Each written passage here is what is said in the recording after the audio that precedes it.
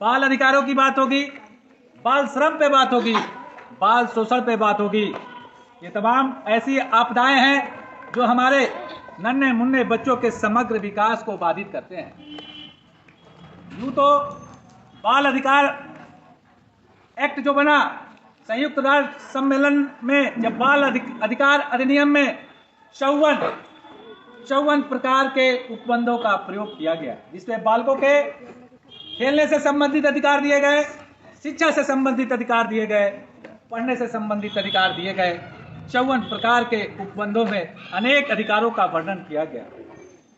11 दिसंबर 1992 ईस्वी में भारत ने भी उस पर हस्ताक्षर कर इस अधिनियम को भारत में लागू करने का महत्वपूर्ण कदम उठाया। भारतीय संसद ने 2005 में बालकों से संबंधित अनेक अधिकार जो हैं उपबंधों को पारित किया गया। हमारे नन्हे मोटे बच्चों का समग्र विकास की जब भी बात होगी तो उसमें खेलना भी आता है, पढ़ना भी आता है, किसी प्रकार के शारीरिक द्वंद या शारीरिक श्रम को रोकना भी आता है। और यदि आपके इन अधिकारों का हनन कोई भी करता हो, वो आपके माँ बाप ही क्यों ना हो, तो हमारे पास तमाम ऐसे उपबंध हैं जिसके अंतर्गत उन्हें अनेक प्रकार के दंडों का प्रावधान है। इसके बारे में आज हम लोग जानेंगे।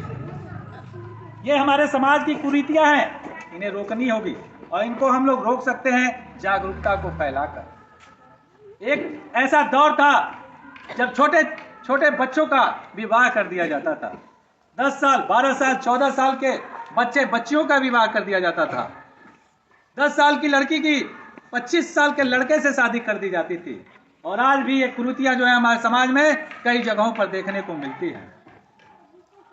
अनेक अधिनियम बने। 1929 में सबसे पहले इस प्रकार का अधिनियम बनाया गया, जिसे शारदा अधिनियम के नाम से भी हम लोग जानते हैं। उस अधिनियम में लड़की की आयु कम से कम 14 निर्धारित की गई थी और लड़के की आयु कम से कम 18 निर्धारित की गई थी, जब 1929 में एक्ट बना था, जिसे हम लोग शारदा अधिनियम के नाम से जानते हैं। आगे चलकर इसमें संशोधन हुआ। 54 में एक्ट बना, 78 में बना, बहुत सारे संशोधन हुए और 2006 में बाल विवाह निषेध अधिनियम पारित किया गया, जिसके अंतर्गत यदि कोई अपने बच्ची का शादी 18 साल से कम और अपने लड़के की शादी 21 साल से कम की उम्र में करता है तो वो कानूनन अपराध माना जाएगा। और इस प्रकार के अपराध करने वाले व्यक्ति को, चाहे उसके माता पिता को, रिश्तेदारों को, जो भी इसमें शामिल होगा, उनको 2 साल की कारावास और 1 लाख रुपए के जुर्माना का प्रावधान है।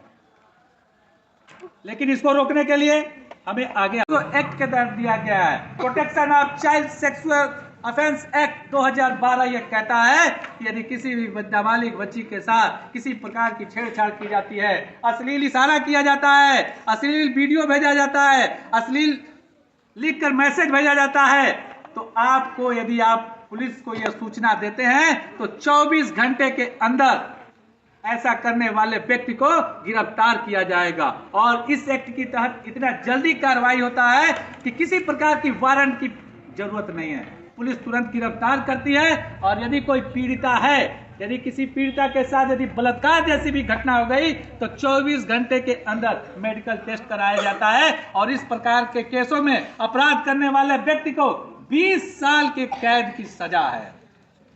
आप इससे अंदाजा लगा सकते हैं हमारे देश का कानून लड़कियों के लिए कितने मजबूती के साथ खड़ा है। जरूरत है हम इन चीजों को समझें और ऐसी किसी भी प्रकार की घटना को या चुनौती को। पहला है चेस्ट बताएंगे, भाई सुनंदा मैडम बता रही हैं। जैसे चेस्ट पकड़ो इसको, ये छाती है, ठीक है। इसको छूने का अधिकार जो है, यदि कोई, देखिए ये कब कोई छू सकता है, जैसे मम्मी पापा आपको नहला रहे हैं, छोटे बच्चे हैं, होता है, या डॉक्टर के पास गए और डॉक्टर माँ बाप की उपस्थिति में, यदि डॉक्टर ऐसा करता है तब भी माना जाएगा, वो भी उपस्थिति में। और यदि उपस्थित नहीं है तो इस प्रकार के छूना जो है एक प्रकार का खतरा है।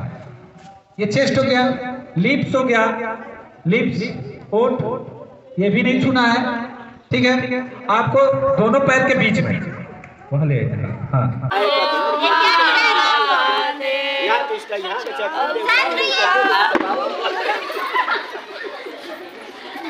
क्या है अभी? इस बच्ची की क्या उम्र है? आप लोग शादी कर रहे हो अभी? इस बच्ची की अभी क्या उम्र है? अभी आप लोग शादी कर रहे हैं, क्या आपको नहीं पता कि बाल विवाह अपराध है? तो हम लोग क्या करें? शादी हो रहा है, होके ही रहेगा। तुम क्यों नहीं बोले? तुम कौन हो? हम आपके क्षेत्र के थानेदार हैं। आपके खिलाफ FIR किया गया। ये हमारा गांव, यहाँ हमारा कानून चलता है। हमारे देश में